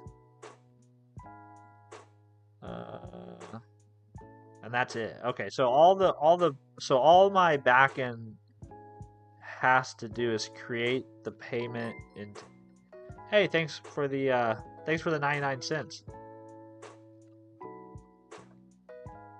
Appreciate it. Thank you for the super chat, regardless of how much it is. Appreciate you. College should be free. Oh man, wouldn't that be a lovely world to live in? So I've mentioned this before, but I'm 32 years old. I have 2 kids. One of them is already halfway to being 18. And so a lot of the things I think about right now is how do I coach them? How do I advise them on what to do? How to prepare themselves once they get done with high school, right? Like, I don't know how beneficial college is. Like, I think having a college degree gives you a lot of options, but I'm not very confident that they should go and spend 30 grand for a college degree. I'm 100% confident they shouldn't take loans for a college degree. But yeah, the college should be free thing, that would be lovely if that was the case.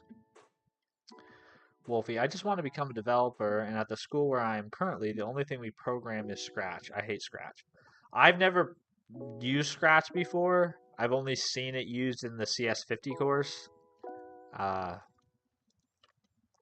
yeah, Frank, what browser are you using? This is Edge. A lot of people give me shit for using Edge, but I really like that Edge has like out of the box support for vertical tabs like this. I know Google Chrome, I think you can install some extensions that do this, but I like that Edge just supports it out of the box. Tulsa King articulated it very well. I've watched Tulsa King, but I must have missed that. I must have missed it or not remembered that part of the show. Wolfie, the good thing about us in Europe is that education is almost free. Well, that's wonderful. Yeah, I would love that to be the case in the States. Dan, you prove to prospective employers you can show up on time and complete assignments relatively well and on time consistently for a 4-year period. Yeah, I think I guess I wonder if that's really what a degree is a proxy for. Is there some cheaper, more efficient way like if I'm thinking about my own sons, is there some cheaper and more efficient way that they can demonstrate that, right, without having to spend 30 grand, you know, or more, depending on where they go to school. That's the question that's running around in my. And I don't really know what my kids aren't really. They haven't been very vocal about what they want to do when they grow up. You know, I mean they, be a YouTuber, those sorts of things, which wonderful, pursue those things. But obviously they still have to make a living, and so trying to advise them, or at least me as a dad trying to think about how I will advise them on what to do. I'm not sure I have a good answer at this point, you know? All right, I think we should try to build this little application we have here. I think that would be a good step. So let's save all. Let's close this guy. Oh, that used the new, you see this? It used the new solution. I'm probably the only one that cares about this stuff because I don't know if there's a lot of C# developers here, but there's a new solution file format for solution files, and I'm pretty sure, let's see, repositories, Stripe exploration,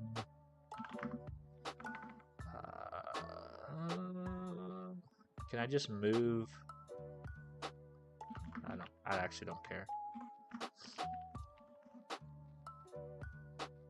Yeah, this is using the new SLNX format. That's the new solution file format. So let's do code Stripe.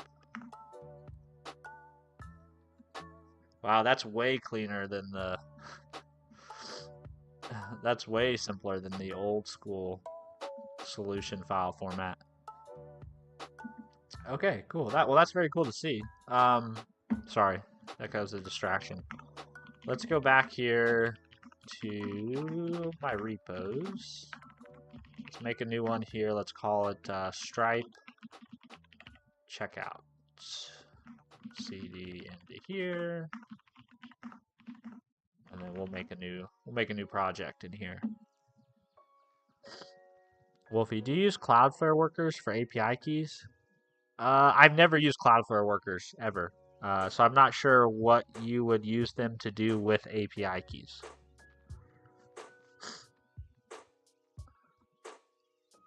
Like, do you mean you store your API keys in a Cloudflare worker, or what? What do you mean? Usually I just load my API keys. If there are API keys that I need in my application, I usually just load them from environment variables or some sort of configuration file. I feel like that's a pretty common practice. I know some people I know in some enterprise settings, people use services like Azure Key Vault, those kinds of services. Hello, Dimitar. Thanks for subbing, man. I appreciate you. Appreciate the sub. It's very kind.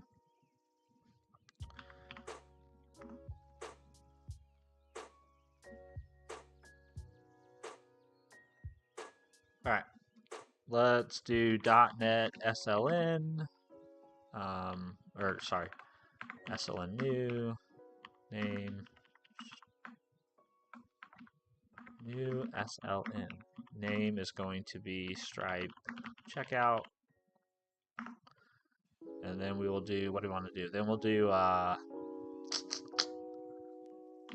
.NET new.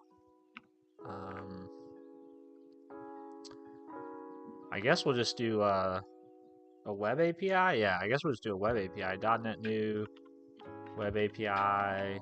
We'll out it to Stripe checkout app, I guess, because this is going to be my backend and my front end, because the front end is just static files.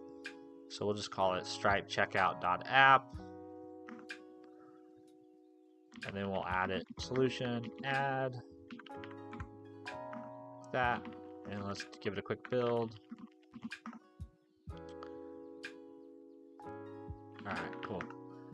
And now let's go ahead and open this in Visual Studio. So let's say open Do you want to open a project or open a solution? I say we open the solution. So let's go here. Stripe checkout. Open.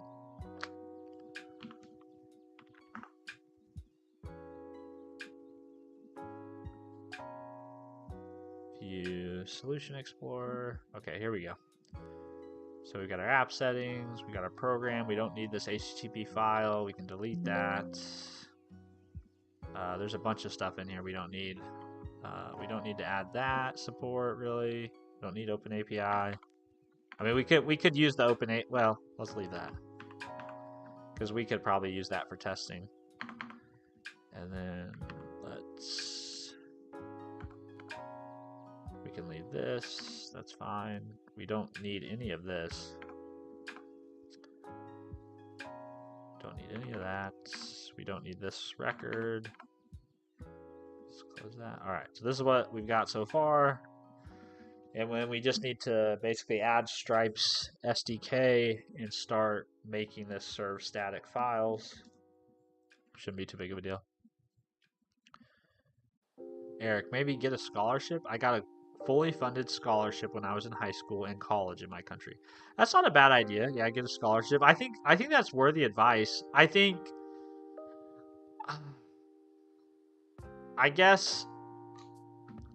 I don't want my,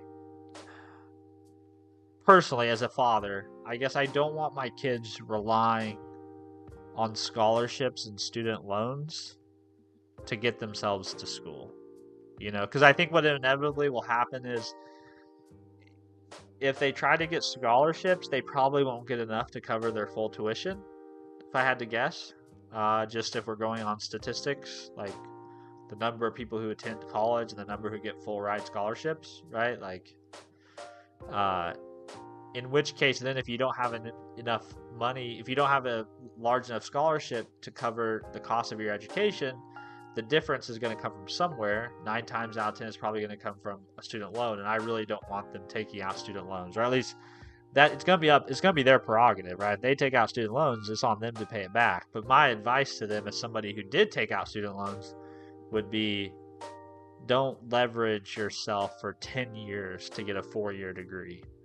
I would much rather them graduate high school, go to work for a couple of years, sock away a bunch of money, and then go to school and pay for it out of pocket. I think that would be a much better decision, in my opinion. But you're right, scholarships are valid. It's a completely valid suggestion. Dan's sister had a 4.05 and a 20 on ACT. Got a meager scholarship for nursing, got nothing for a doctoral program. Yeah, I mean, I think scholarship, that is a viable option, but not everybody's going to be able to get a scholarship, especially not everyone's going to be able to get a scholarship or a number of scholarships large enough to pay for everything. So yeah, it's just the way, it's just numbers, right? It's just statistics.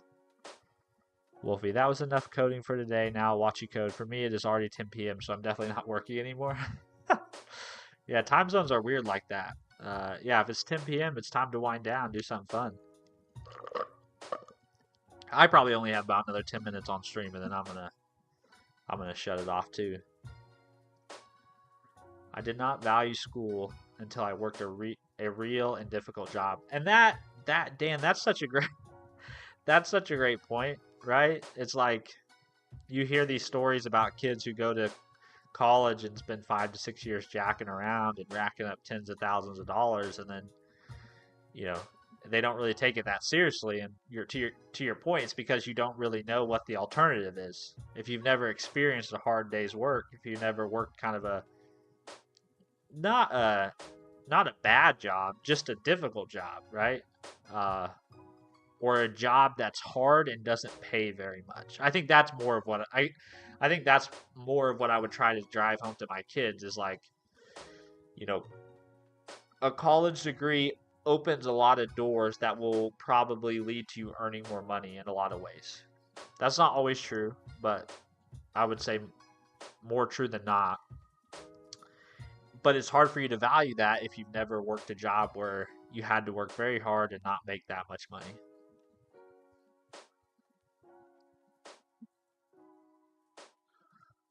Bite Slayer. I thought I missed your stream because it's really late for me right now. Then I realized time zones exist. Yeah, time zones are weird. I've had a really hard time actually adjusting to that streaming on YouTube because I never really thought that people from other countries would like watch my streams. I guess I just thought it'd be people from the U.S.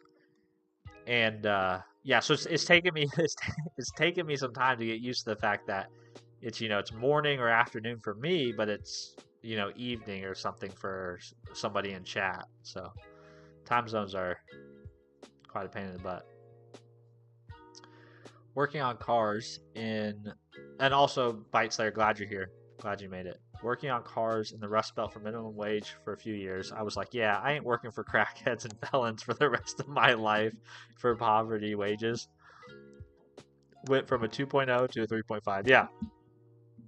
God, yeah.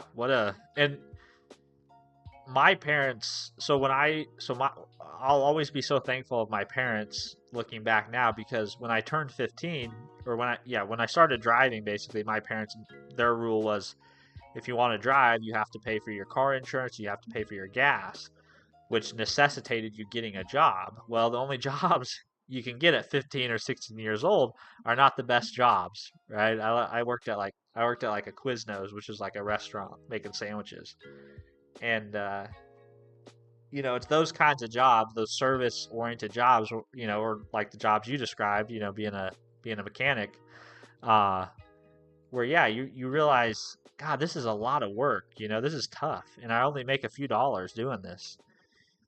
That you become very motivated to try to find ways to actually have an easier job, making more money, right? And I think if I had any advice, probably to my kids, it would be, you know, obviously it'd be awesome if you could find a job you love to do and pays you really well. But but I think realistically, the realist in me would be like, hey, you want to get the easiest job that pays you the most amount of money. you know, I mean, obviously everyone wants different things out of their professional life, but yeah, you definitely don't want a hard job that pays you very little money. Holy shit, those commercials were off the wall. The Quiznos subs, yeah, they were off the wall, but they made good subs. I mean, I think Quiznos is better than Subway, in my opinion. Byte Slayer, what's your favorite config language? I think I like JSON, honestly. So in .NET, they use JSON for the config file. They use app settings.json is what they use for the config file. I think I prefer using JSON in most cases, as like I prefer JSON over YAML. I prefer it over what's that? Any. I know there's a few different types, but so far everything I've worked with, I'm like, just give me some good. Hey, what's up, Blair Mike? How are you? Byte Slayer, same. I use JSON for everything. Yeah, I feel like JSON's it's easy to parse, it's easy to read. You can represent really complex structures with it. If you're doing a lot of web development stuff, JSON is sort of the chosen serialization format of the web, and so most everybody understands it, can read it. And with things like JSON schema, you can have pretty complex configuration files. You can represent a lot of complex things using it. I don't understand people who enjoy using .conf. Yeah, I don't really understand people who use. Yeah, I don't really understand people who. I mean, I use YAML purely because some things just require you to use YAML. But if I could pick, I'd just write everything in JSON for configuration purposes. PomChom, is this C#? This is C#. So we're actually we've been kind of slowly but surely making our way through the Stripe documentation, kind of the quick start or like getting started section of the Stripe API documentation. And so I primarily on the back end work in C#. So that's the SDK that we're looking at for the Stripe API. Ducky Dev, hi Lewis. Ducky Dev, are you calling me Lewis because of coding with Lewis? Because people say I look like him. Wolfie, I once coded an OS and had to use .conf. I'll never do anything terrible. Yeah. I mean, at some point, it just kind of is what it is, right? Like you're gonna use Nginx. You're just gonna have to get used to using Nginx configuration files, right? Like it just you just kind of get what you get what you get, right? You don't throw a fit. But if you get to choose, I just don't know why you wouldn't pick something that's easy to serialize, easy to deserialize, has well-established, well-established support across pretty much any language for parsing. Yeah, I don't know why you would pick anything other than that. Ducky Dev, frick, I messed up people again. So Ducky Dev, you thought you were really on a Coding with Lewis stream. No, this is Steven. Byte Slayer, I love the JSON syntax. It's just so convenient. Yeah, I do too. Some people hate it. Like some people really hate it. Like that's. But for me, it's not a big deal. Mustafa Ali, what are you building? I don't really have anything that I'm like building per se. I'm more of learning. I'm trying to explore how to use the Stripe API in a .NET application. That's basically what I'm doing at this point. I do want to build something that integrates the Stripe API. I'm not really sure what that's going to be. There's a high likelihood I'll build it on stream, so if you stick around, you'll likely end up seeing eventually what I build with it. But today, I'm just trying to learn. Is the point of today's exercise. Byte Slayer, have you ever tried Linux? So I don't use Linux. I never use Linux as like a daily driver.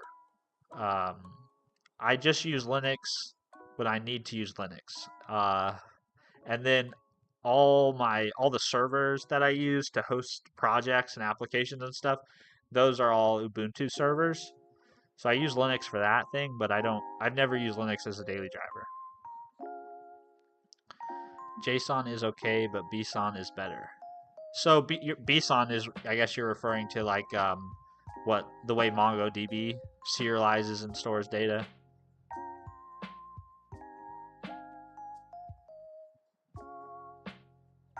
Team Ubuntu, Team everyone's team something. Byte Slayer, yes, I daily drive Arch. So I watched this video by DHH. What was it? It was Marchy 2. Yeah, I think this was it. Yeah, this video right here. Now watching this kind of has me teetering on the border of like, I don't know, should I use Linux as a daily driver? Because like watching his demo, the GUI was just beautiful. Like it just looked really good. I could tell like a lot of work went into making it look pretty. And I'm pretty sure it's using Arch under the hood as the distribution they're using, but they're like customizing it and doing all their own configuration and stuff of Arch.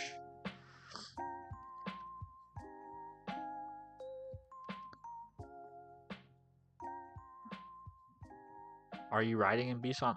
I'm not. But Ducky Dev might be. I'm not. Well, yes, I'm Team something. I'm even pretty sure there's a Linux distribution with that name. It wouldn't surprise me. The world is full of things like that, right? I don't know half of the things that exist in the world. Where did my... I could have sworn I had... Oh, it's on this page. I was like, where did my documentation go? Alright, so basically, if we look at their server, we need to add MVC, which actually I don't know if we need to do that anymore, actually. Use routing, use static files. I think there's a new way to do this. I think this is outdated. I'll have to read some documentation. But basically, I just need to make it so I can serve static files, and then I need to implement this endpoint. But I don't think that's happening today, at least not on stream, at least. Because I've been live for 2 hours, and now I'm going to run and get ready. My sister's coming to visit. My kids should be home in about 30 minutes. So I'm going to go get my weekend started, guys. I appreciate y'all hanging out with me, keeping me company. I hope you guys have a good rest of your Friday. If it's already Saturday for you, I hope you have a good rest of your Saturday. And yeah, otherwise I'll see you maybe in another stream or another video, or maybe a short, drop a comment on a short. All right, guys. Hope y'all have a good weekend. I'll talk to you later.